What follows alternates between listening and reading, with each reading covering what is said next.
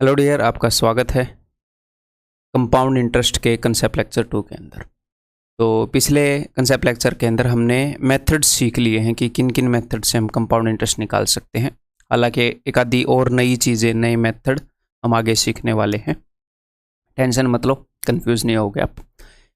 अब 2 लेक्चर और होंगे कंपाउंड इंटरेस्ट के अंदर। कंपाउंड इंटरेस्ट के अंदर लेक्चर तो काफ़ी होंगे बेसिक्स को समझने के लिए, उनको और ज़्यादा मजबूत करने के लिए।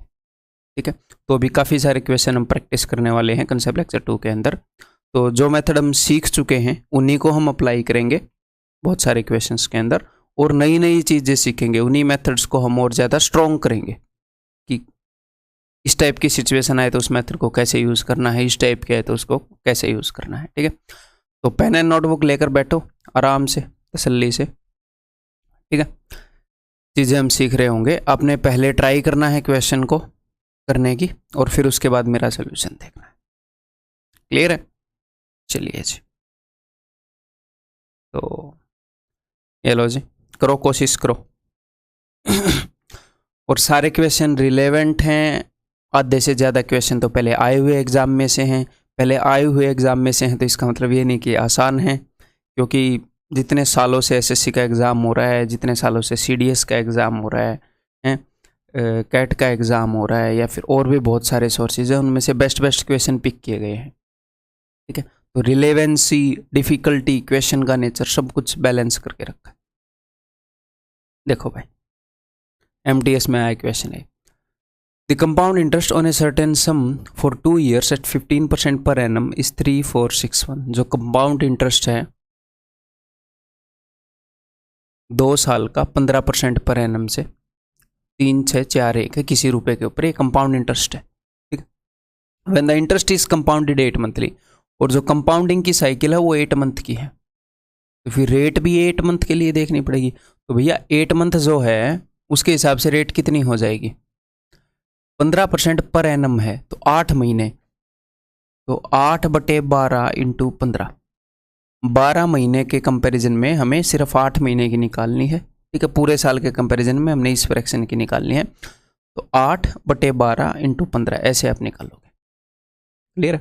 या फिर आप ऐसे देख सकते हो, 12 महीने की रेट 15 है तो 1 महीने की रेट कितनी है? 15/12, तो 8 महीने की रेट होगी। बात सेम वही है, 8/12 इंटू 15। ठीक है, मैंने ये देख लिया कि जो 8 महीने हैं वो पूरे साल के कंपैरिजन में कितना फ्रैक्शन है। अगर 8 महीने की जगह 6 महीने होते तो हाफ हो जाते, साल का आधा है। 8 महीने पूरे साल के कंपैरिजन में 2/3 है, तो 10% रेट है। तो कंपाउंडिंग 8 महीने में हो रही है, तो 8 महीने की जो रेट है वो 10% है। और 2 साल के अंदर 24 महीने होते हैं, 24 महीने के अंदर 8 महीने कितनी बार आएंगे? 3 बार आएंगे, तो 3 बार टोटल कंपाउंडिंग होगी, यानी कि 3 बार हमने 10% का ब्याज लगाना है। ठीक है, तो कैसे भी हम लगा सकते हैं। और एक चीज़ मैंने आपको बताई है कि जब 10% 2 बार हो तो कितना होता है, याद होना चाहिए किस परसेंट ब्याज लगता है। जब 10% 3 बार हो तो 33.1% ब्याज लगता है। जब 10% का ब्याज 4 बार लगे तो 46.41% का ब्याज लगता है। तो हमें देखते ही पता है कि अच्छा 10% का ब्याज 3 बार लगा है, यानी कि जो भी प्रिंसिपल है उसका 33.1% ब्याज लगा है, और ये बोल रहे हैं इतना ब्याज लगा है, तो ये 33.1% है। तो 1% की वैल्यू क्या होगी? 1% की वैल्यू होगी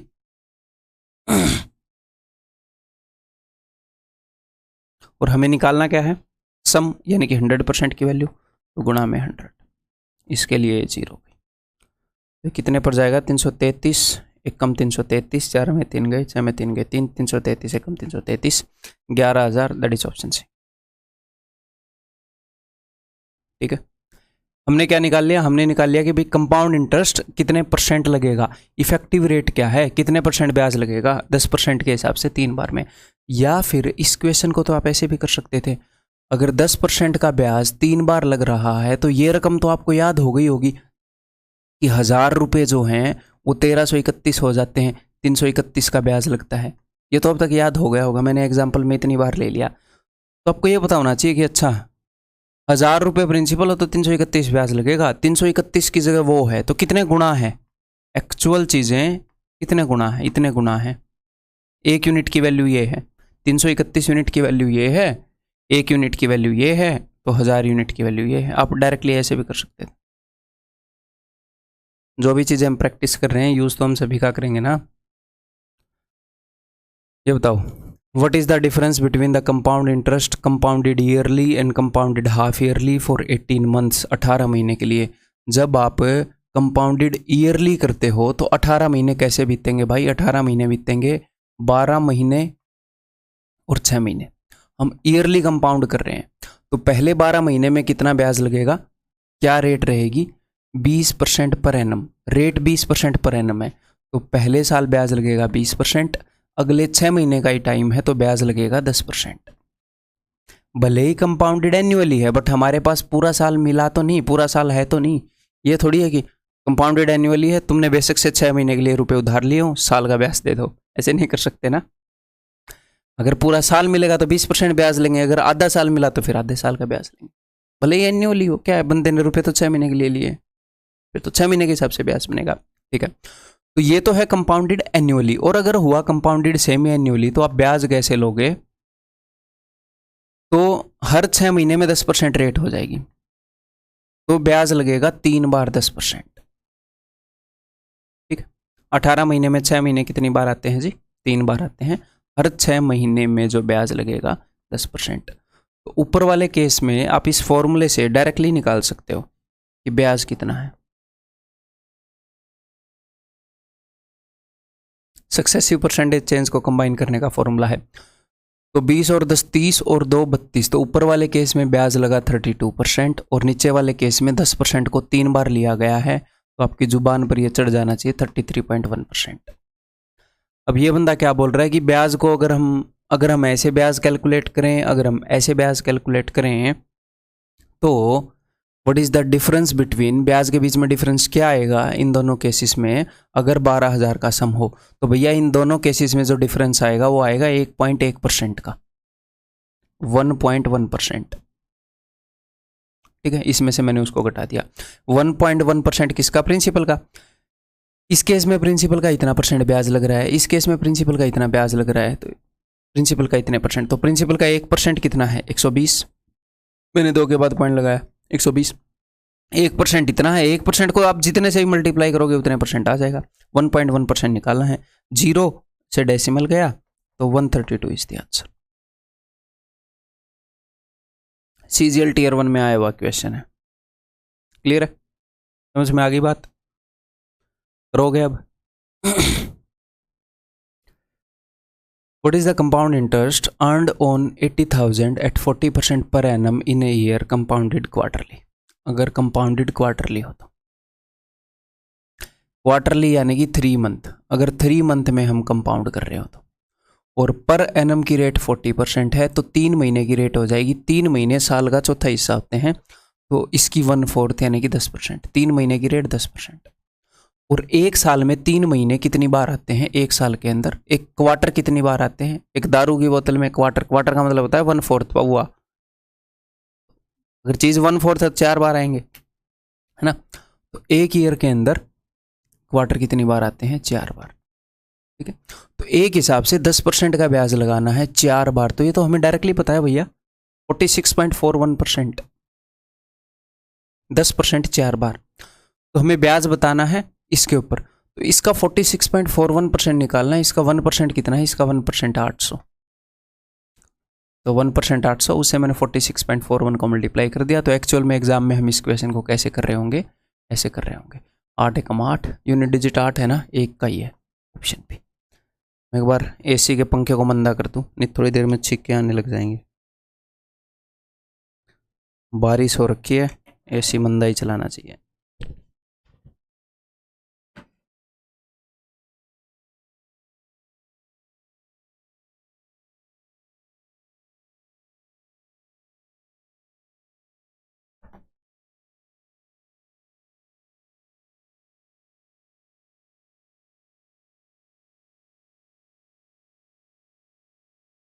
hello,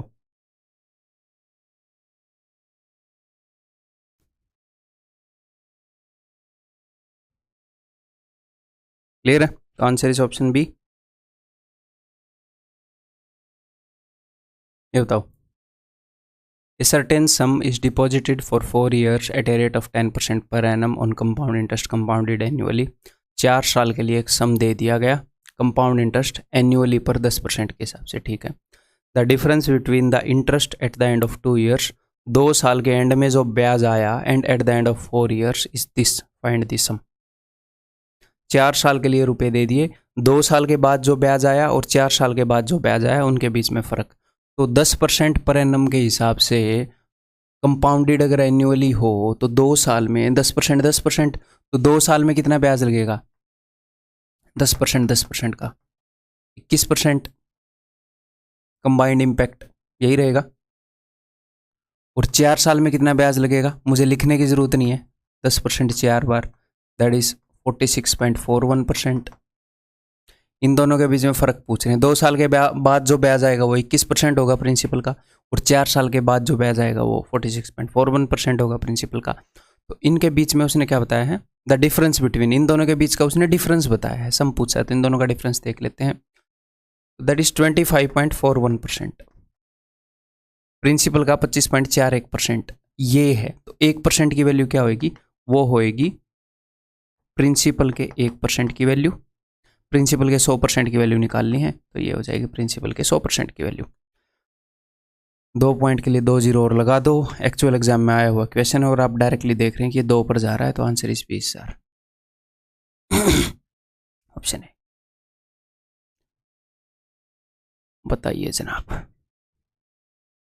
what is the difference between the simple interest and the compound interest on a sum of 8,000 for 2/5 years at the rate of 10% per annum when interest is compounded yearly? compounded yearly है तो सालाना हम देखेंगे, 10% ब्याज है। तो देखो ज़रा, पहले साल में कितना ब्याज लगा, या फिर ये बनाना हम रहने देते हैं, आपको यही आदत लग जाएगी। पहले साल में कितना ब्याज लगा? 10%। अगले साल में कितना ब्याज लगा? 10%। अगला साल पूरा नहीं है, अगले साल का सिर्फ 2/5 हिस्सा है, तो ठीक है। पूरे साल की रेट 10% है, तो साल के 2/5 हिस्से की रेट 2/5 होगी। 5 दूनी 10, तो 4%। तो अगला जो बचा कुचा टाइम है वहाँ पर रेट कितना है? 4%। अब ये बोल रहा है कि सिंपल इंटरेस्ट और कंपाउंड इंटरेस्ट में फ़र्क बताओ। तो मेरे भाई, जो सिंपल इंटरेस्ट है वो कितने % होएगा? सिंपल इंटरेस्ट तो सिंपली आप ऐड कर दो, पहले साल का 10%, अगले साल का 10%, अगले साल का 4%, 10, क्योंकि ब्याज प्रिंसिपल में जुड़ता नहीं ना। तो सिंपल इंटरेस्ट के हिसाब से तो सारी परसेंटेज प्रिंसिपल की है, तो सीधा ऐड कर दो 24%, 10, 10, 4, 24%। कंपाउंड इंटरेस्ट में ब्याज जुड़ता रहता है, तो यहाँ पर फिर हम सक्सेसिव वाला फॉर्मूला लगा सकते हैं, ठीक है। तो 2% देखते ही अब आप यहाँ पर ABC वाला फॉर्मूला भी लगा सकते हो, लेकिन जब 10 और 10 का 21 याद है तो इतना कॉम्प्लेक्स फॉर्मूला क्यों लगाना? तो वाला ही लगा लो ना तुरंत। ये तो मैंने फॉर्मूला थोड़ी लगाया, ये तो मुझे याद है, ठीक है। तो यहाँ पर कितना हो जाएगा भाई? 21 और 4 25, 2100 के 84 बटे में 100, 25.84%। इन्होंने क्या पूछा है? इन्होंने डिफरेंस ही पूछा है, तो इन दोनों के बीच में जो डिफरेंस होएगा वो क्या होएगा? वो होएगा 1.84%। किसका? प्रिंसिपल का। और प्रिंसिपल कितना है भाई? 8,000। तो उसका 1% है 80, मुझे बताना है 1.84, दैट्स इट। 800 के 32, और एक के बाद पॉइंट भी आएगा, पॉइंट के बाद एक 2 आना चाहिए, इन्होंने अप्रोक्सीमेट कर नहीं रखा तो यही आएगा। क्लियर? अप्रोक्सीमेशन में आंसर नहीं है, एग्जैक्ट आंसर है, तो यही वाला होएगा। पॉइंट के बाद एक 2 आना जरूरी है, बाकी आप कर सकते हो। ये बताओ, the simple interest on a certain sum for 3 years at 12% per annum is 6750। 3 साल में 12% पर एनम के हिसाब से इतना ब्याज लगा, तो 3 साल में 12% पर एनम के हिसाब से 36% ब्याज लगेगा, तो ये 36% की वैल्यू है। What is the compound interest on the same sum for 2 years at 20% per annum if interest is compounded half yearly? अगर हाफ ईयरली कंपाउंड किया जाए 20% पर एनम है, तो आधे साल की रेट कितनी होएगी? 10%। और हाफ ईयर 2 साल में कितनी बार आएंगे? 4 बार। तो ये भी आपको याद है, 10% की रेट अगर 4 बार लगाई जाए तो, ठीक है। तो हमें बताना क्या है? What is the compound interest on the same sum, compound interest बताना है, यानी कि ये हमें बताना है। तो 36% की वैल्यू मुझे मिल चुकी है, 46.41% की वैल्यू मैंने निकालनी है,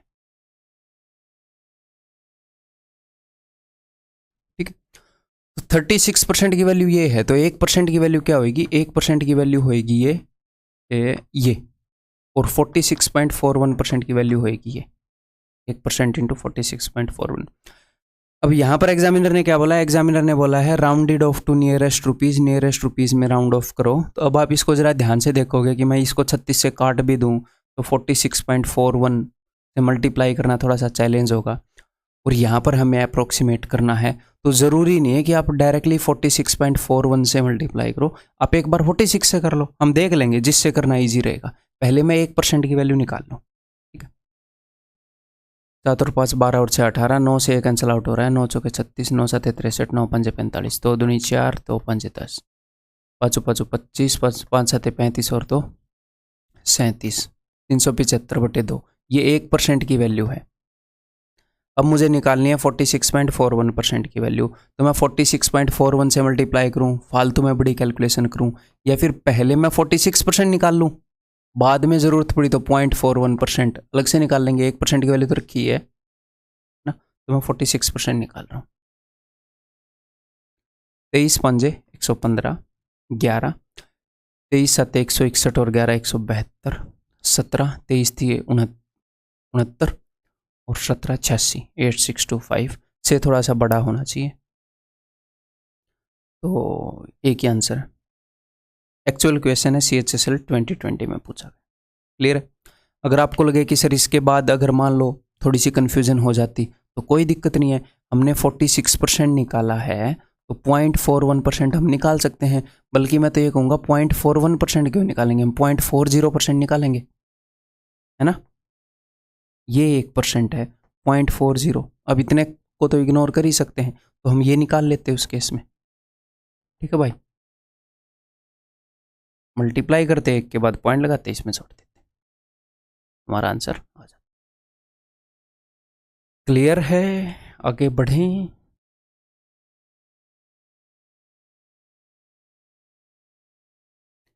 A sum of ₹20,000 is invested for 15 months at interest of 10% per annum compounded half yearly।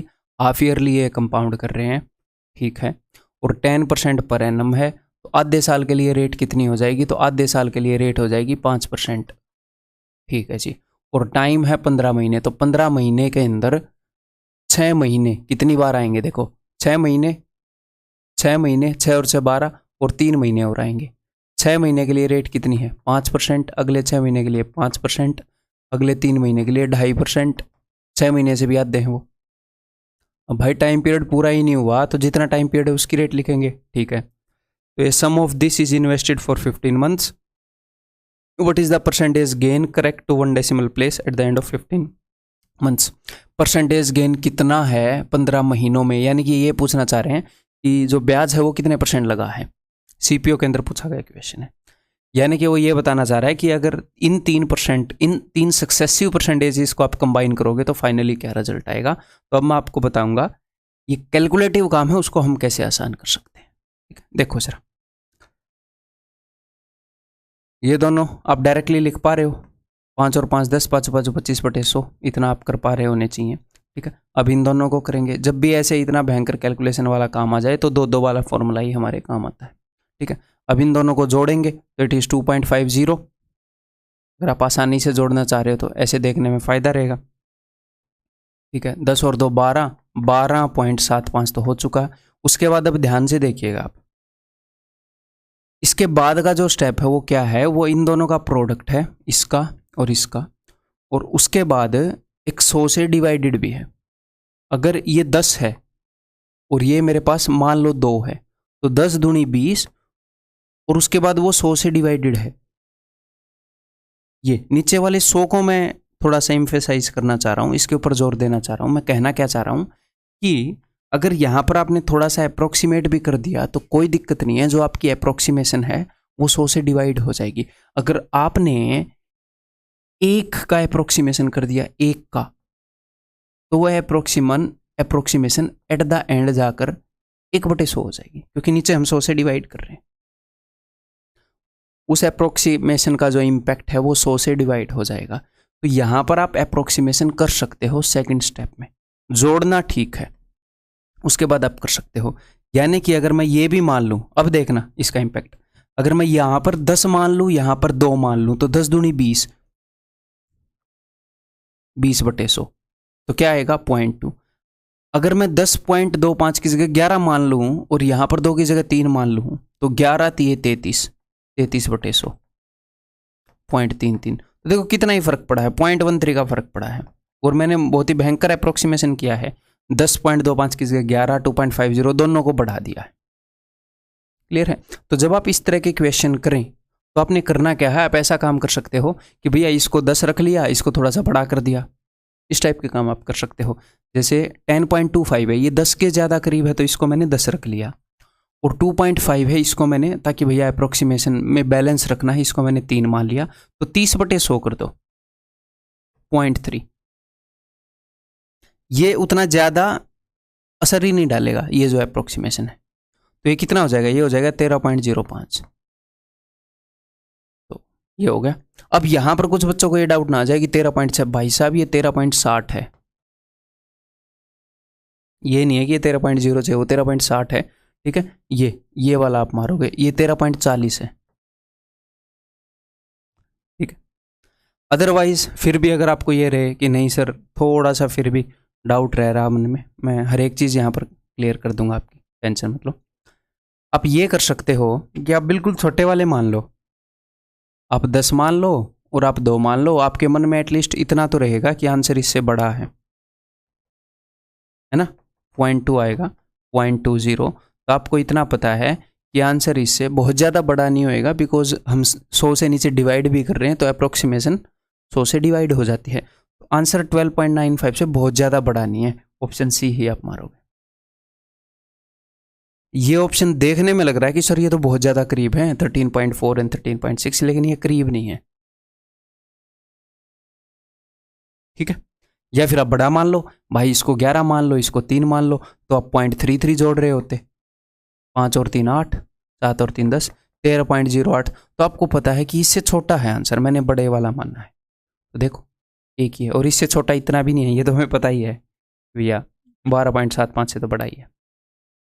Clear है, समझ में आ गई? या फिर कुछ क्वेश्चन में आप ऐसे भी कर सकते हो, हम इसके सारे पहलुओं को एक्सप्लोर करके मैं आपको दिखा देता हूँ। या फिर भाई साहब ऐसे भी कर सकते हो, यहाँ पर 25 ही तो है ना, 25 से इसको गुणा कर दो, है 25 और 25 की गुणा 625, और 25 एकम 25। ठीक है, यहाँ पर इस 0 को मैंने हटा दिया, 1 के बाद पॉइंट था, 2 के बाद पॉइंट था, 2 और 1 3, 3 के बाद पॉइंट था, और नीचे 100 से डिवाइड करना है, 5 के बाद पॉइंट रख दो, 1 2 3 4 5। बताओ अब इससे एग्जैक्ट और क्या निकालें? ये बिल्कुल एग्जैक्ट है।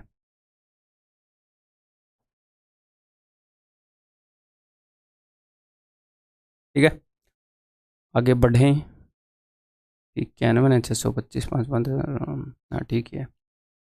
ये बताओ, a sum of rupees 18,000 is invested for 16 month at the interest of 8% per annum compounded half yearly compound कर रहे हैं, तो भैया रेट जो है वो 4% हो जाएगी 6 महीने के लिए। What is the percentage gain? यहाँ पर भी बोल रहा है परसेंटेज गेन क्या है, कितने % ब्याज लगा, तो इससे कोई लेना देना है नहीं, सिर्फ परसेंटेज निकालना है, इसके बिना हम निकाल सकते हैं। 16 महीने की बात है, तो 6 महीने कंपाउंडेड हाफ ईयरली है, 6 और 6 12, और आगे बच गए 4 महीने। 6 महीने के लिए जो रेट है वो है भाई साहब 4%, ये है 4%। ठीक है, हमें 4 महीने के लिए रेट निकालनी है 4/12, पूरे साल में 12 महीने, हमने 4 महीने की निकालनी है, पूरे साल की रेट है 8%। ठीक है, तो 4 एकम 4, 4 3 12, तो 2/3 या 2.66 एक्चुअल आए हुए क्वेश्चन है, ये मैंने नहीं डिज़ाइन किए कि ऐसी ऐसी वैल्यूज़ मैं डिज़ाइन कर रहा हूँ। क्लियर है? और बिल्कुल आपने इन क्वेश्चन में टाइम नहीं लेना एग्जाम में, बिकॉज ये टाइम लेने के लायक क्वेश्चन नहीं है। जो मैं सिखा रहा हूँ वो यहाँ पे आपको जल्दी से समझना है कि 4 4 8 8.16।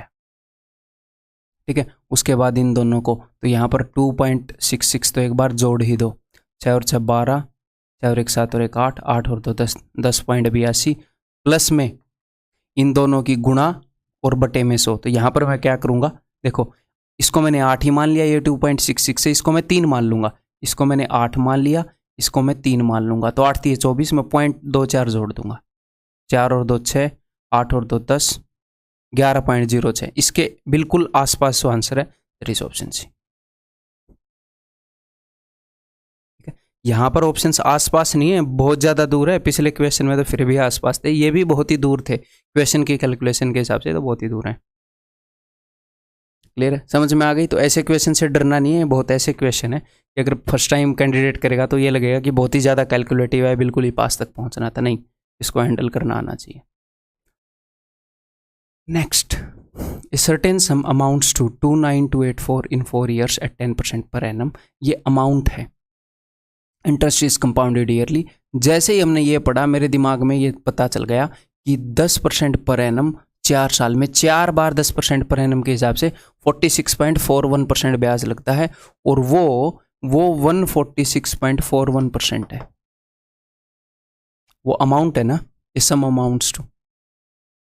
तो ये चीज़ें अगर याद होंगी तो हमें ऐसे हेल्प मिलेगी। एक्चुअल क्वेश्चन एमटीएस में पूछा गया था।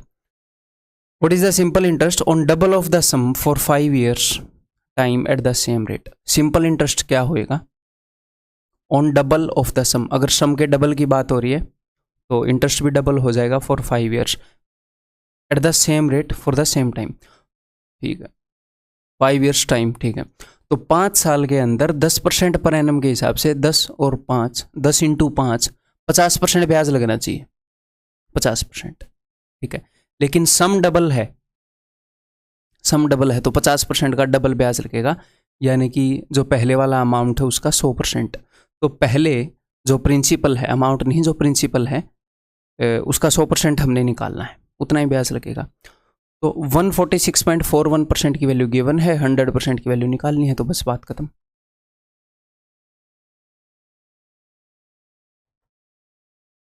ये आ गई, 2 0 और चिपका दो। ये इसका डबल है, एक्चुअल एग्जाम में आया हुआ क्वेश्चन है। Answer is again 20 sir. Simple है। अब आगे हम कुछ क्वेश्चन करने वाले हैं जहाँ पर हम रेशियो मेथड को यूज़ करेंगे। तो एक बार फिर से आपको मैं रेशियोज याद दिला देता हूँ। 2 ईयर के लिए, एक्चुअल में वो 2 ईयर के लिए नहीं होता, वो 2 बार के लिए होता है, 2 कंपाउंडिंग के लिए। ठीक है, बट याद रखने के लिए हम ऐसे याद रखते हैं। 3 ईयर के लिए 331, 4 ईयर के लिए 4641। ठीक है, ये I1 है, ये I2 है, इससे आगे I3 है, ये I4 है। ठीक है, रगड़ दो अब क्वेश्चंस को। The compound interest on 16,000 for 9 months at 10% per annum, interest being compounded quarterly. Quarterly अगर कंपाउंड हो रहा है 20% पर एनम है तो क्वार्टरली रेट 5% हो गई भाई, क्वार्टरली साल का चौथा हिस्सा है। ठीक है, और 9 महीने में एक क्वार्टर 3 बार आ जाएगा। जब भी आप रेशियो यूज़ करोगे तो एक बात ध्यान रखिएगा कि जो कंपाउंडिंग का जो पीरियड है वो पूरा पूरा होना चाहिए। जैसे जो क्वार्टर है वो एग्जैक्टली 3 बार आ गया है, इसमें ये नहीं है कि वो 2.5 बार आ रहा है। यानी कि रेट बराबर होनी चाहिए, 5%, 5%, 5%। जो सक्सेसिव चेंज आया है वो इक्वल होना चाहिए, तो हम रेशियो लगा सकते हैं। ठीक है, क्लियर है भाई? ओके, तो अब लगा दें, फिर रेशियो मेथड यूज़ कर दें। 3 साल वाला यूज़ करना है, 3 बार कंपाउंडिंग है। तो 331, रेट कितनी है? रेट हो जाएगी जी 5%, यानी कि 1/20। तो इसका 1/20 यूज़ करो, 20 8 160 800। इसका 1/20 40, इसका 1/20 2, ये कितना हो गया 2400, ये कितना हो गया 120, ये कितना हो गया 2, तो 2522। That's it. ठीक है, this is the compound interest for 3 years। What will be the compound interest on a sum of 31,250 for 2 years at 12% per annum? ये नहीं है कि 2 years देखते ही 2:1 लिख दिया। कंपाउंडिंग देखो कितनी है, at 12% per annum if the interest is compounded 8 monthly. 8 monthly compound किया जा रहा है। ठीक है, अगर 12 महीने के लिए रेट 12% है तो 8 महीने के लिए रेट 8% होगी।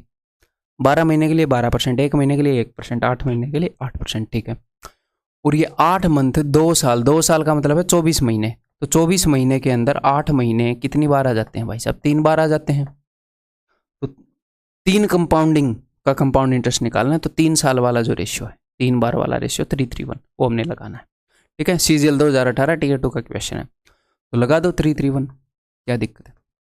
सबसे पहले लेवल का इंटरेस्ट यानी कि इसका 8% निकालना है, 12% मत निकाल देना, 8%। तो इसका 1% कितना है? इसका 1% है 312.5, उसको मैं 8 गुना कर रहा हूँ, 8 पंजे 40, ठीक है। एंड के 0.5 को मैंने 8 गुना किया तो 4 आ गया, एंड का 0.5 है, 8 पंजे 40, 4 आ गया है। अब इसको मैं कर रहा हूँ 8 3 24, 2496, 12 8 96, तो ये हो गया 2500। कैसे भी कर लो अपने तरीके से, ठीक है। अब इसका 8%, इसका 1% है 25, तो 8% 25 8 200। अब इसका 8% 16 हो जाएगा, 1% 2 है, ठीक है। तो 7500, 600, 16, 8116 हो गया जी। ऑप्शन बी सिंपल है, क्लियर है? ये बताओ, what is the compound interest on a sum of 8192 for 1/4 years at 15% per annum if the interest is compounded 5 monthly? 5 monthly compound कर रहे हैं, तो सबसे पहले तो 5 मंथली की रेट ज्ञात करो। तो रेट होएगी 5/12 इंटू 15, ठीक है। 3 चौके 12, 3 पंजे 15, तो ये हो गई 25/4%। बट आपको ये रेट पसंद आई कि नहीं आई बताओ? गंदी रेट है, किसी चीज बार बार 25/4% निकालेंगे, गंदा ही है। तो हम क्या करें, इसको फ्रैक्शन में कन्वर्ट कर लो, 100 से डिवाइड कर दो। भैया 20% को 1/5 करते हो तो 100 से डिवाइड करके तो कन्वर्ट करते हो परसेंटेज को फ्रैक्शन में। तो इसको 100 से मैंने डिवाइड कर लिया कि मैं फ्रैक्शन यूज़ कर लूँगा भाई डायरेक्टली, 1/16। तो जो हमारी रेट है उसके लिए फ्रैक्शन 1/16 है, 1/16 कर दो, रेट के इक्विवेलेंट ही हमें वैल्यू मिल जाएगी, ठीक है। 1/16 का यूज़ करना बेटर रहेगा। तो 5 मंथली कंपाउंड कर रहे हैं, रेट हमने निकाल ली 1/16, और कितनी बार? 1/4 का मतलब है 15 मंथ्स, साल का चौथा हिस्सा यानी कि 3 महीने। एक साल में 12 महीने, तो 12 महीने 3 महीने 15 महीने, तो 15 महीने के अंदर भाई साहब 3 बार कंपाउंडिंग हो चुकी होगी। 5 मंथ में एक बार करोगे तो 331 3 बार वाला यूज़ होएगा, तो यूज़ कर लेते हैं। एक्चुअल आया हुआ क्वेश्चन है ये। तो इसका 1/16, रेट हमारी 1/16 है, तो प्रिंसिपल का 1/16 निकालो। 16 पंजे 80, 16 एकम 16, 16 दूनी 32, इसको फिर से 16 से डिवाइड करो, 16 3 48, इसका 1/16 निकाल रहा हूँ, सेकंड लेवल का ब्याज I2। 16 3 48, 16 दूनी 32, इसका 1/16, 16 दूनी 32, तो ये कितना हो गया 1536, है ना। ये हो गया 32 3 96, ये हो गया जी 2, ठीक है। 4 6 12 2 14 13 1634, ठीक किया है या नहीं? That is option B. वैसे यूनिट डिजिट से भी कर ही सकते थे, जैसे यूनिट डिजिट 4 आया, बट मैं कई बार पूरा भी निकाल लेता हूँ यूनिट डिजिट होने के बाद भी। उससे क्या होता है, एक सेंस ऑफ कॉन्फिडेंस आ जाती है। अगर मान लो छोटी ही कैलकुलेशन है तो मैं तो पर्सनली तो मैं पूरा ही निकाल लेता हूँ, क्या पता हमने कोई गड़बड़ कर दी हो सकती है ना गड़बड़, फिर यूनिट डिजिट 4 देख के हो सकता है यहाँ पर आंसर आ रहा हो 1824, ऐसे यूनिट डिजिट देख के मार दिया, एक्चुअल आंसर 1735। तो अगर छोटी सी कैलकुलेशन है और मान लो ये है कि इस कैलकुलेशन में तो गड़बड़ होने के चांस ही नहीं है, हमने सब कुछ ठीक ही किया है, तो यूनिट डिजिट देख के मार देते हैं। अगर कभी कभी ये लगे कि पता नहीं तो निकाल भी लेता हूँ मैं। क्लियर है, ये बात समझ में आ गई? There is a 100% increase to an amount in 8 years. 8 साल के अंदर एक अमाउंट 100% बढ़ गया सिंपल इंटरेस्ट से। 8 साल में जो ब्याज लगा वो 100%। सिंपल इंटरेस्ट से जब कोई भी राशि बढ़ेगी, क्यों बढ़ेगी? क्योंकि ब्याज लगा। और 8 साल में कितनी बढ़ गई? 100% बढ़ गई। तो 8 साल में 100% ब्याज लगा, तो 1 साल में कितना लगा होगा? या तो आप ये कर सकते हो कि भैया 100% का मतलब होता है कि जितनी पहले राशि थी उतनी ही बढ़ गई। 8 साल में पूरा का पूरा उतना ही डिस्टेंस वो कवर कर रही है जितनी पहले राशि थी, तो हर साल में 1/8 कवर कर रही है। 100% गेन करने में उसको 8 साल लग गए, तो हर साल में 1/8 कवर कर रही है। या फिर आप ऐसे कर लो कि 100% ब्याज 8 साल में लगा, तो 1 साल में लगेगा 12.5%। इससे आप फिर से यहीं आओगे, ठीक है। तो हमारी रेट जो है वो ये बता रहा है कि भैया 12.5% है, 1/8 ब्याज लग रहा है हर साल। Find the compound interest of on ₹8,000 after 2 years at the same rate of interest. 2 साल का कंपाउंड इंटरेस्ट बताओ। तो 2 साल के लिए भाई 2:1 का रेशियो इस्तेमाल होता है। तो सबसे पहले मैं क्या करूँगा, पहले लेवल का ब्याज 1/8 इसका 1/8 क्या होएगा 1000। अब इसका 1/8 क्या होता है 125। देखो 1000 को मैं कैसे देखता हूँ, मैं 1000 को अपने मन ही मन में देखता हूँ, मतलब अब तो ये पैटर्न फिक्स हो चुका है। और हर एक 10 जो है वो 5 और 2 से बनता है। तो जब कोई मुझे बोलता है कि इसको 125 से डिवाइड करो या फिर इसको 25 से डिवाइड करो, 25 से, चलो 25 चौके 100 ऐसे डायरेक्टली 125 से डिवाइड करो, तो मुझे ऐसे दिखता है, एफर्टलेसली दिखता है कि अच्छा 1000 के अंदर क्या है 3 5 और 3 2 है। 3 5 तुमने कटवा दिए तो 3 2 बच गए, है ना। 8 से कटवा रहे हो तो 3 2 तुमने कटवा दिए, 3 5 बच गए। तो ये छोटे मोटे कैलकुलेशन मुझे करने नहीं पड़ते। अब मैंने बता दिया, आगे से आपको भी करना नहीं पड़ेगा। ठीक है, तो ब्याज हो गया भाई 2000 और 125, 2125, दैट इज ऑप्शन डी। ठीक है, ये बताइए, the compound interest on a certain sum of money for 2 years at 5% is 328, then the sum is. अगर कंपाउंड इंटरेस्ट इतना है तो सम कितना होगा। कोशिश करो एक बार। इसको कई तरीके से कर सकते हो। 5% ब्याज लगा है 2 बार, 5%, 5%, तो हमें पता है कि ब्याज 10.25% हो जाएगा। और 10.25% की वैल्यू वो है। 10.25% को मैं मन ही मन में ऐसे करता 41/4%। जब भी ऐसे पॉइंट है उसको ऐसे लिखने में फ़ायदा होता है। क्यों? क्योंकि इसके नीचे 100 करोगे तो कट कटा के ऐसा आएगा, तो इतना लिखने में आपने थोड़ी सी कैलकुलेशन बचा ली बस। तो 1% की वैल्यू ये होएगी, 100% की वैल्यू ये होएगी। 41 से 8 पर जाएगा, 8 के 32, 32 आंसर है। लेकिन फिलहाल इस क्वेश्चन को यहाँ पर रखने का मकसद ये सिखाना नहीं था, कुछ और मैं आपको सिखाना चाह रहा हूँ, काम की चीज़। ठीक है, तो अब मेरी बात ध्यान से सुनिएगा। हम करते क्या हैं, हम ये करते हैं, रेट जो है वो, मैं डायरेक्टली इसका सॉल्यूशन ही आपको बता देता हूँ। रेट जो है वो 5% है, 5% पर एनम। ठीक है, तो मान लो मेरे पास प्रिंसिपल है, फिर उसके बाद मेरे पास I1 है, फिर I2 है, फिर I3 है। जितने की ज़रूरत होती है हम उतने ही निकालते हैं। रेट 5% है तो ये I1 कैसे निकलता है, मान लो प्रिंसिपल 1000 है तो ये I1 निकलता है इसका 5% यानी कि 50। I2 निकलता है इसका 5% यानी कि 2.5। ऐसे हम निकाल रहे होते हैं। ठीक है, I3 निकलता है इसका 5%। ये मैं आपको पहले बता चुका हूँ कि प्रिंसिपल के ऊपर रेट के परसेंट जितना निकालोगे तो ब्याज आएगा, उसके ऊपर फिर से ब्याज के ऊपर ब्याज लगा दोगे तो वो सेकंड जनरेशन का ब्याज हो गया I2, उसके ऊपर ब्याज लगा दोगे तो थर्ड जनरेशन का ब्याज, एंड सो ऑन। तो यहाँ पर हमारी रेट है 5%, जिसका फ्रैक्शन है 1/20। तो आपने ये देखना कि अच्छा रेट का फ्रैक्शन 1/20 है और हमें कितने साल तक जाना है, 2 साल तक। ठीक है, तो ऐसी वैल्यू होनी चाहिए जो 20 से 2 बार कट जाए। तो प्रिंसिपल को मैं यहाँ पर मान लेता हूँ 20 का स्क्वायर यानी कि 400। I1 क्या हो जाएगा, तो I1 हो जाएगा इसका 1/20 यानी कि 20, और I2 क्या हो जाएगा इसका 1/20 यानी कि 1। तो यहाँ पर अगर यही रेट होती और 2 साल के अंदर मैंने एक सिचुएशन बना ली, प्रिंसिपल इतना है तो I1 इतना है, I2 इतना है। अब मैं इस सिचुएशन से उसको कंपेयर कर सकता हूँ। इस सिचुएशन के हिसाब से 2 साल में कितना ब्याज लगा, 2 साल में 2 साल में कितना ब्याज लगता है, रेशियो क्या है 2:1। एक हिसाब से 2:1 क्या है, ये है भैया कि फर्स्ट जनरेशन का ब्याज 2 बार और सेकंड जनरेशन का ब्याज 1 बार। 2:1, ये 2 बार और ये 1 बार, यही है रेशियो। तो ये 2 बार यानी कि 40 और ये 1 बार यानी कि 41। इस सिचुएशन के हिसाब से जो ब्याज लगा है वो 41 यूनिट्स है। मैंने एक सिचुएशन क्रिएट कर लिया, वो जो भी पूछेगा मैं कंपेयर करके बता सकता हूँ। इसने बोला है कि 41 की वैल्यू 328 है, 41 यूनिट की वैल्यू उतनी है, तो 1 यूनिट की वैल्यू भाई साहब ये है। अब मैं बोलूँगा कि भाई कितने यूनिट की वैल्यू पूछ रहे हो तुम, वो बोल रहा है मैं तो 400 की पूछ रहा हूँ। तो ठीक है भाई, 400 यूनिट की वैल्यू ये है 3200। ये मैं आपको सिखाना चाह रहा था इस क्वेश्चन के माध्यम से।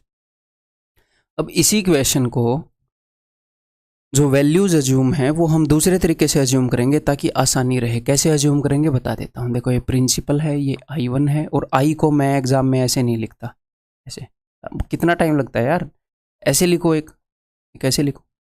छोटे छोटे काम हैं, हम इनमें भी मैं टाइम वेस्ट करता नहीं हूँ जनाब।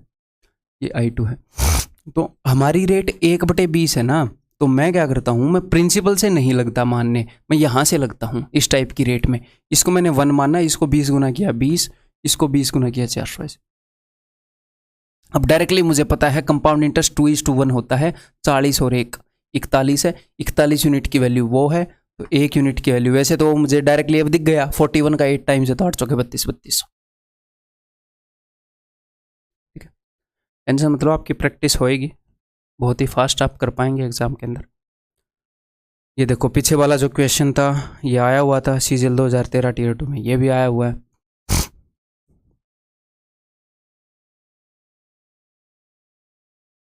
A man borrows money at 3% per annum interest payable yearly।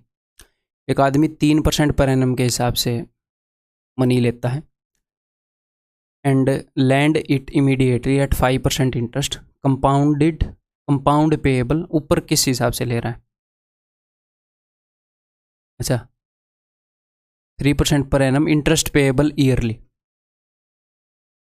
ठीक है, वो भी कंपाउंड इंटरेस्ट से ले रहा है, ईयरली पे कर रहा है, वहाँ पर कंपाउंडेड एन्युअली है।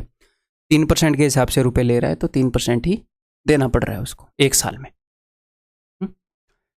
एंड लैंड इट इमीडिएटली, वो इमीडिएटली उसको लैंड कर देता है, 3% पर रुपए लेता है, 5% पर आगे दे देता है। क्या डायरेक्टली 2% का फायदा हो रहा है? नहीं, 3% जो ले रहा है वो कंपाउंडेड एनुअली है, 5% जो दे रहा है वो कंपाउंडेड हाफ ईयरली है। तो यहाँ पर उसको कितने % का फायदा हो रहा है, उसके लिए आपको 2 बार 2.5% के ऊपर सक्सेसिव परसेंटेज चेंज तो डालना पड़ेगा। वैसे आप ऐसे भी कर सकते हो कि 5% प्लस दिस इंटू दिस, 625 हो गया। 2 के बाद ऑलरेडी पॉइंट लगाएंगे, 1 के बाद यहाँ पर, 1 के बाद यहाँ पर, 100 से डिवाइड करेंगे तो 4 के बाद पॉइंट लगाएंगे, तो ये हो गया 5.0625%। इतने % ब्याज एंजॉय कर रहा है वो 1 साल में, और जो वो ब्याज दे रहा है वो 3% है। अब ये क्या बोल रहे हैं कि 1 साल में उसको इतने रुपए का फायदा हुआ, ठीक है, तो 1 साल में उसको कितने % का फायदा हो जाएगा? 2.0625% का, ठीक है, और उसको इतने रुपए का फायदा हुआ, यानी कि 2.0625% की वैल्यू वो है, 1% की वैल्यू क्या हो जाएगी? 1% की वैल्यू हो जाएगी ये, हाँ बताना है भैया, सम बोरोड, तो 100% की वैल्यू हो जाएगी ये, ठीक है। तो ये थोड़ा सा कैलकुलेटिव हो गया, थोड़ा सा क्या, थोड़ा सा ज़्यादा ही कैलकुलेटिव हो गया। हम इस तरीके से नहीं करेंगे, मैं जस्ट आपको बता रहा था कि ऐसे भी निकाल सकते हैं, ठीक है। हम किस तरीके से करेंगे सर, हमें कैसे पता चलेगा कि हम उस तरीके से करेंगे? जब आपको लगा कि यार ये 2.5% की जो इंटरेस्ट रेट है ये दिमाग ख़राब कर रही है, बताओ दिमाग ख़राब कर रही है कि नहीं? जब उसने 5% को हाफ ईयरली पर दिया तभी आपका दिमाग ख़राब हो जाना चाहिए। 2.5 मतलब अब उसको 2.5 × 2.5/100 भी करें। यहीं पर मुझे पता लग गया कि ये रेशियो से करेंगे, ठीक है। रेशियो से कैसे करेंगे? अब मैं यहाँ पर एक सिचुएशन जनरेट करूँगा, उसके ऊपर मैं ये वाला ब्याज भी देख लूँगा, ये वाला ब्याज भी देख लूँगा। सर सिचुएशन क्रिएट करेंगे तो मतलब कैसी वैल्यूज़ लेंगे? ऐसी वैल्यूज़ लेंगे जो हमें तंग ना करे इस रेट के हिसाब से। तो रेट कितनी है बताओ? 5% की आधी, यानी कि 2.5%। 2.5% का मतलब क्या है? 1/40। सर आपको कैसे पता? 25% 1/4 होता है, हाँ जी, और ये 25% का 1/10 है तो 1/40, ठीक है। या फिर आप फिर करो इसको, 100 से डिवाइड करो, 1/40 आएगा, ठीक है, ओके। 1/40 और 1/40 की रेट लग रही है 2 बार, तो मैं प्रिंसिपल ऐसा अज्यूम करूं जो 40 का स्क्वायर हो, या फिर मैं क्या कर सकता हूं, मैं पीछे से चल सकता हूं। ये 1 है तो इसका 40 × 40, इसका 40 × 1600। मैंने मान लिया कि प्रिंसिपल 1600 है, उसके ऊपर जो I1 है वो भी कैलकुलेटेड है, I2 है वो भी कैलकुलेटेड है। इस तरीके से अगर हम सोल्व करते हैं तो ठीक है। अब वो बंदा जो रुपए दे रहा वो 3% पर एनम पर दे रहा, ये प्रिंसिपल है 3%, इसका 3% कितना हो गया? 48 रुपीज़, तो उसको 48 रुपीज़ ब्याज लग रहा है। और वो कमा कितना रहा है? वो कमा रहा है, 2 कंपाउंडिंग की बात है, 2:1, 40 तो 2 बार आएगा, यानी कि 80 + 1 81, वो 81 रुपये कमा रहा है। इन दोनों के बीच में कितने का गैप है? 11 में से 8 गए 3, 7 में 4 गए 3, 33 यूनिट का। और एग्जामिनर बोल रहा है जो गैप है वो 330 रुपये का है। तो यानी कि जो हमने यूनिट मानी है उससे 10 गुना चीज़ें हैं, तो 16,000 रुपये हैं भाई साहब। सर ये क्वेश्चन आपने खुद तो डिज़ाइन नहीं कर दिया, नहीं 2013 टियर 2 का है सीजीएल का, मैं क्यों ऐसे काम का डिज़ाइन करूँगा। वैसे मैं भी करता हूँ, बट ऐसे अपनी हवा बनाने के लिए नहीं, चीज़ों को समझाने के लिए। क्लियर है, समझ में आ गई। तो जहाँ पर आपको लग रहा है कि भैया रेट जो वो तंग कर रही है, छोटी रेट है, तो वहाँ पर हम रेशियो मेथड से जा सकते हैं, ये चीज़ें एज्यूम करके बातें आसान हो जाएंगी। ये बताओ, compound interest compounded annually on a certain sum of money for 2 years at 4% per annum is 102. The simple interest on the same sum for the same rate, same time, same जगह for the same period will be। ठीक है, तो rate कितनी है 4% और compounding कितनी है भाई साहब 2 साल, एन्युअली है 2 साल, 2 बार की बात हो रही है, रेशियो 2:1 है। तो मान लेते हैं प्रिंसिपल I1 I2, 4% का मतलब होता है 1/25। फ्रैक्शन देखनी होती है ऐसे केस में जब भी आप ये कर रहे हो। तो इसको मैंने 1 माना, इसका 25 गुना 25, इसका 25 गुना 625, तीनों चीज़ें अपनी निकल के आ गई।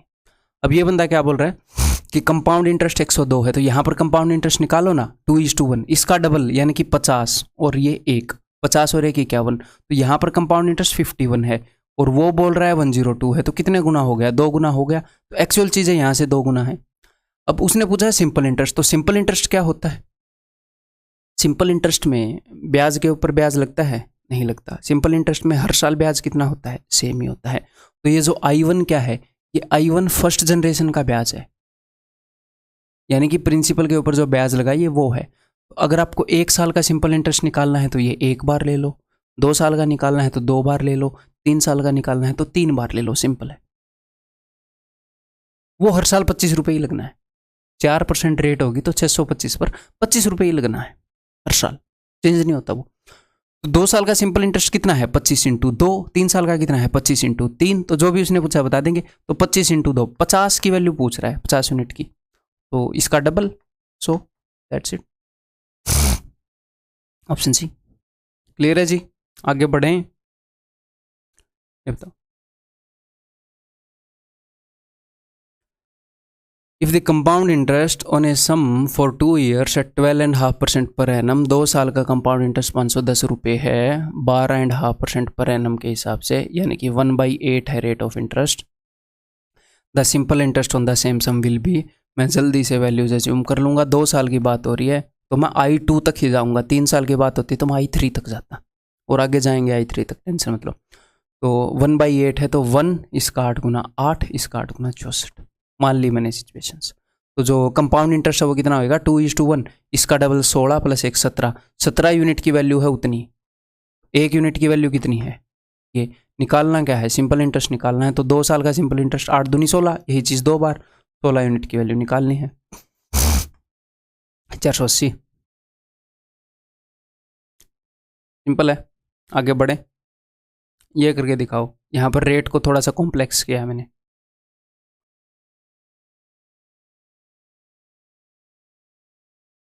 The compound interest on a certain sum for 2 years at 3% per annum is this। 3% per annum के हिसाब से, एक बार यार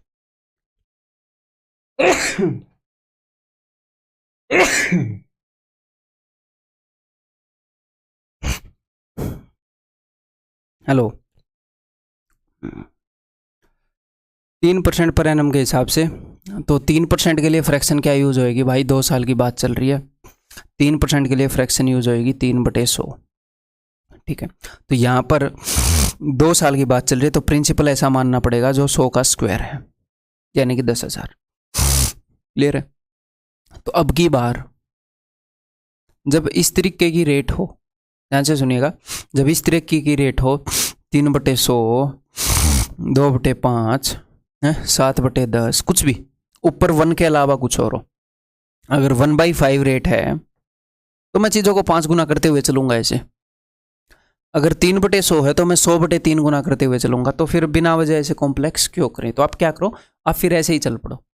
जब रेट इस तरह की है जो आपको तंग कर सकती है तो ऐसे ही चल पड़ो। तो आप 100 का स्क्वायर प्रिंसिपल को मान लो, और इसको 100 का स्क्वायर ही मानो, 10,000 मत लिखो। क्यों मैं बोल रहा हूँ? क्योंकि आगे चलते हुए आपको आसानी होएगी। मैं एक तरीका आपको बताऊंगा कैसे। तो जब आप आगे चलोगे तो किस चीज़ से मल्टीप्लाई होएगा, तो मल्टीप्लाई होएगा 3/100 से। इसका 3/100 गुना, इसका 3/100 गुना। तो इसको मैंने 100 स्क्वायर क्यों मनवाया, तो देखो जब आप इसको 3/100 से गुना करोगे तो हो क्या रहा है, एक 100 को एक 3 रिप्लेस कर देगा। तो मैं डायरेक्टली ऐसे लिख देता हूँ, थोड़ी सी प्रैक्टिस के बाद आपको याद हो जाएगा। मतलब जब हम आगे बढ़ रहे हैं तो क्या हो रहा है, 100 को 3 रिप्लेस कर रहा है, एक स्टेप में एक बार रिप्लेस कर रहा है। यहाँ पे 100 का स्क्वायर है, एक 100 का रिप्लेस करके 3 आ गया, एक 100 की जगह एक 3 आ गया। आगे जाओगे तो 100 की जगह एक और 3 आ जाएगा, तो यानी कि 3 × 3 9 हो जाएगा। देख लो, एक बार और 3/100 करोगे तो ऐसे ही अगर मान लो 3 साल का निकालना है, P I1 I2 I3, तो मैं इसको 100 का क्यूब मान लेता। अब मुझे पता है एक एक 100 की जगह एक एक 3 आता रहेगा, तो यहाँ पर 2 100 बचेंगे और एक 3 बचेगा। अब एक और 100 की जगह एक 3 आ जाएगा, तो मैं काफ़ी जल्दी कर पाऊंगा ये काम। ठीक, ठीक है जी। अब देखें आगे क्या करना है। तो उसने बता रखा है कि 2 साल का कंपाउंड इंटरेस्ट उतना है। तो 2 साल का कंपाउंड इंटरेस्ट कितना होता है, ये है जी 300। तो 2 बार तो ये लूंगा और एक बार ये 2:1 रेशियो। तो 300 का डबल 600 और 9, 609 यूनिट की वैल्यू है। तो 1 यूनिट की वैल्यू क्या होगी भाई, ये का पूछत रहा एग्जामिनर। एग्जामिनर पूछ रहा है simple interest, same time same जगह, अगले दिन पूछ रहा है वो। तो सिंपल इंटरेस्ट होएगा ये चीज़ 2 बार, यानी कि 300 का डबल 600, ये आपने निकालना। 3 दूनी 6, 3 से कितने पर जा रहे हैं 200, 3 बार 203 से जा रहा है 5 बार 50 दूनी 100। ठीक है,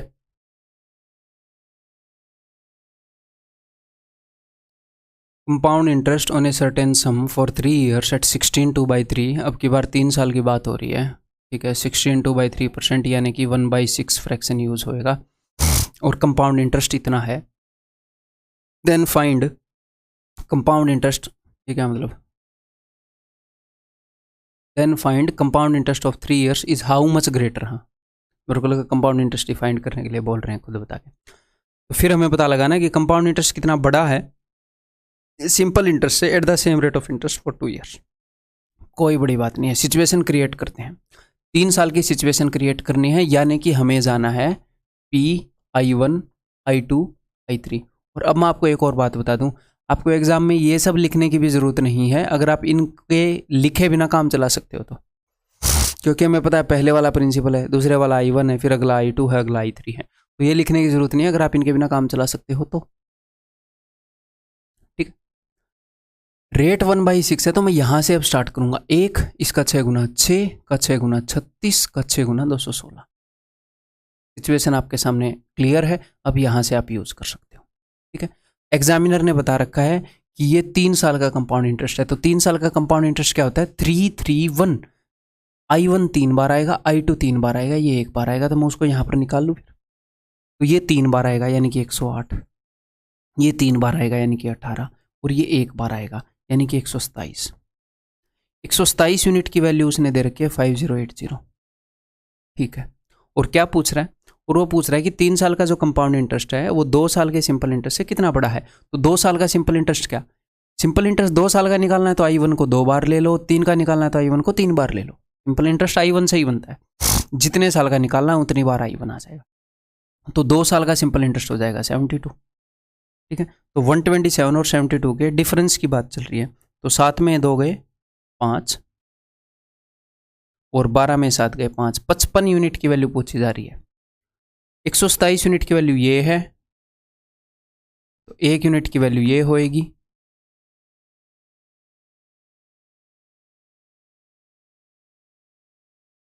पचपन यूनिट की वैल्यू ये होगी। ठीक है, 127 से 4 पर जाएगा तो 55 का डबल 110 का डबल 220 के आगे एक और 0, आंसर इस ऑप्शन है 2200। ठीक, क्लियर है।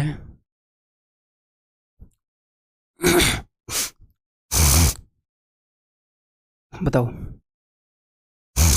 The difference between compound interest of 3 years and simple interest for 2 years on a certain some is 139।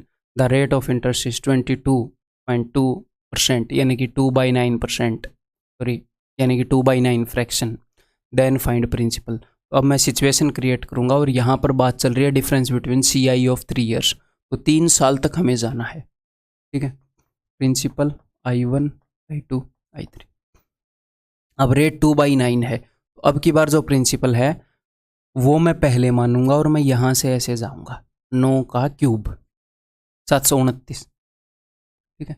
अब एक 9 को एक 2 रिप्लेस कर देगा तो ये 9 स्क्वायर इंटू 2। अब एक और 9 को एक 2 रिप्लेस कर देगा तो ये 9 इंटू 2 का स्क्वायर 4। अब इस 9 को भी 2 रिप्लेस कर देगा, ये 8, ठीक है। और ये कितना है, ये 81 इंटू 2 है, 2 एकम 2, 2 8 16, 162, ठीक है। ये 9 चौके 36 है, ऐसे आप लिख सकते हो। क्लियर है, वैल्यूज हमने अज्यूम कर ली। अब हम देखेंगे तो उसने ये बताया कि 3 साल का CI और 2 साल के SI में इतना फ़र्क है। तो मुझे एक बात बताओ, 3 साल का CI कैसे बनेगा? इस क्वेश्चन को थोड़े से छोटे मेथड से हम कर सकते हैं, इसलिए ध्यान से सुनिएगा।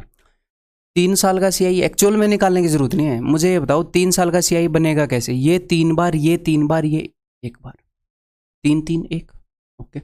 2 साल का SI कैसे बनेगा? ये 2 बार और ये 1 भी बार नहीं, ये 2 बार। तो इनके बीच में फ़र्क ही निकालना है ना। तो 3 साल के CI में ये मैंने 3 बार लिया और 2 साल के CI में मैंने ये 2 बार लिया। तो यहाँ पर कितने का डिफरेंस क्रिएट हो गया? 162 का। 3 साल के CI में 3 बार लिया, 2 साल के CI में 2 बार लिया, तो 3 साल के CI में मैं 1 बार एक्स्ट्रा ले चुका। और ये तो मैंने 2 साल के SI में लिए ही नहीं।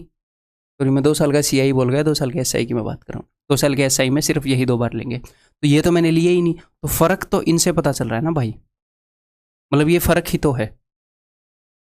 3 साल का CI मैं अलग से निकालूँ, 2 साल का SI अलग से निकालूँ, फिर घटाऊँ, क्यों? उनके बीच में फ़र्क दिख रहा है। 3 साल के CI में 3 3 1 हुआ है और 2 साल के SI में ये 2 बार लिया गया है। तो 3 साल के CI में 3 बार लिया गया है, ये मैंने गलती कर दी। 108 लेना पड़ेगा, है ना। तो 8 2 10 और 8 18, 6 और 1 7, 278 यूनिट्स का फ़र्क है, ठीक है। 278 यूनिट्स की वैल्यू है 139। यहाँ पर हमें दिख रही है कि हाफ है, तो जो भी चीज़ें हमने मानी है उससे हाफ हैं चीज़ें। तो ये पूछ रहा है प्रिंसिपल, तो प्रिंसिपल हमने मान रखा है 729, 9 का क्यूब, तो इसका हाफ है। तो 2 3 6, 2 6 12, 2 चौके 8, 364.5, दैट इज ऑप्शन, ठीक है। क्लियर है।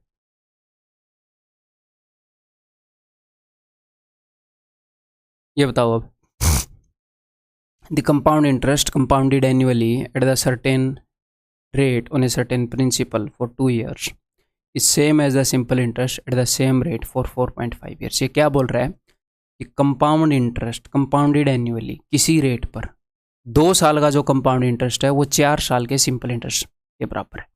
2 साल का कंपाउंड इंटरेस्ट 4 साल के सिंपल इंटरेस्ट के बराबर है, ठीक है।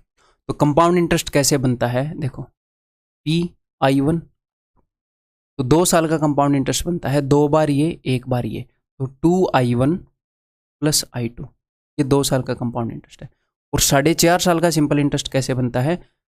अगर 1 साल का सिंपल इंटरेस्ट निकालना है तो I1 को 1 बार ले लो, 2 का निकालना है तो 2 बार, जितने भी साल का निकालना है उतनी बार ले लो। तो 4.5 साल का निकालना है तो 4.5 बार ले लो, ऐसे बनता है। अगर मैं आपको I1 और I2 का रेशो बता दूं, अगर मैं आपको ये बता दूं कि भैया ये 1 है, ये 10 है, ये 100 है, तो क्या आप मुझे रेट ऑफ इंटरेस्ट बता देंगे क्या? आपको यही तो देखना है कि आगे जाते हुए कितने % निकालना पड़ रहा है। अगर इसका मैंने 10% निकाला है तो रेट 10% है, क्योंकि रेट जितना % ही निकालते हैं ऐसे। अगर मुझे I1 I2 का रेशियो मिल जाए तो मैं बता दूंगा कि I2 I1 का कितने % है, I2 इज 40% ऑफ I1, वही रेट है, तो वही आपको यहाँ पर मिल जाएगा, ठीक है। इसको उधर भेजो, I2 is equal to 2.5 I1, ठीक है। तो I2 बटे I1 कर लो, I2 बटे I1 इक्वल टू 5/2 ना, I2 बटे I1 इक्वल टू, ठीक है ना मैंने, हाँ। तो I1 अगर 2 है तो I2 5। अब यहाँ पर कुछ स्टूडेंट को लगेगा ये I2 जो है, वैसे मुझे भी लग रहा है ये बड़ा कैसे हो गया, रेट कुछ भयंकर ही बड़ी है क्या? मतलब ब्याज जो है वो प्रिंसिपल से बड़ा हो रहा है, मतलब भयंकर रेट है, 100% से ऊपर है रेट, ठीक है। हो क्या रहा है, रेट जो है उसके ऊपर डिपेंड करता है, रेट कुछ ज़्यादा ही है। प्रिंसिपल से ज़्यादा ब्याज कैसे हो सकता है? क्योंकि मान लो प्रिंसिपल तो खुद का 100% है, अब रेट 1 साल में 100% से बड़ी होएगी कि तुम रुपए ले जाओ, ब्याज 200% के हिसाब से दे दो, तो भैया 100 रुपये ले गया तो ब्याज ही 200 रुपये बन गया उसका, तो रेट काफ़ी बड़ी है। तो हमने देखना कि I2 जो है वो I1 का कितने परसेंट है, यानी कि 5 जो है वो 2 का कितने परसेंट है। तो 5/2 गुणा 100, 250% रेट है।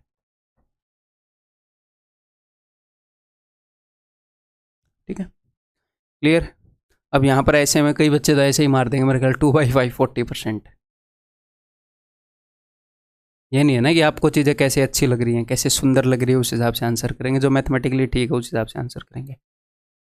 देखो, 2 sums are in the ratio 4:3. Both these sums are lent at 5% per annum and 10% per annum under compound interest for 2 years. ठीक है, the difference between the interest at the end of 2 years is this.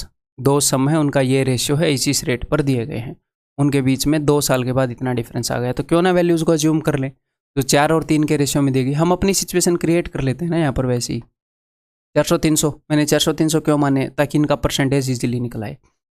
ठीक है, तो पहले तो 5% per annum के हिसाब से दिया था, तो इसका ब्याज में निकाल लेता हूँ। इसका 5% कितना होएगा, वो 10 सम्स लेंट एट 5%, तो इसका 5% हो जाएगा 20, है ना। और इसका 5% कितना हो जाएगा, इसका 5% हो जाएगा 1। तो 2 × 1 यही रेशियो चलता है ना, तो यहाँ पर ब्याज हो जाएगा 41। क्लियर है। अब यहाँ पर 10% के हिसाब से, तो 10% के हिसाब से 2 साल में तो सीधा 21%, आपको पता ही है। यहाँ पर 5% वाला परसेंटेज में आता है, इसलिए मैंने किया नहीं। ठीक है, ये तो आपको पता है 21%, 21 × 63, डायरेक्टली हम निकाल लेंगे। 43 रुपीज़ ब्याज लगा। वो बोल रहा है कि इन दोनों के बीच का जो फ़र्क है वो मुझे पता है, जो कि है 3 में से 1 गए 2, 22 रुपये। तो 22 यूनिट की वैल्यू ये है। 70 गुना दिख रहा है, 22×7 = 154, 70 गुना दिख रहा है। एक्चुअल चीज़ें 70 गुना है। What was the sum lent at 10%, तो 10% पर ये वाला दिया था, इसका 70 गुना 21,000, ऑप्शन बी। क्लियर है। मेरे ख्याल इतना ही है ये वाला लेक्चर अपना, 1 घंटे का बना, और हमने बहुत सारे क्वेश्चन कर लिए। किसी और मोड में इतने सारे क्वेश्चन इतने कम टाइम में करने पॉसिबल ही नहीं है। ठीक है, बेस्ट मोड में आप यहाँ पर कोर्स कर रहे हो। तो अभी अगले कंसेप्ट लेक्चर के अंदर आपसे मिलते हैं, ऐसे ही और काफ़ी क्वेश्चन प्रैक्टिस करेंगे। ठीक है, तो कंपाउंड इंटरेस्ट का जो बेसिक अंडरस्टैंडिंग है वो बहुत ज़्यादा स्ट्रॉन्ग हो जाएगी।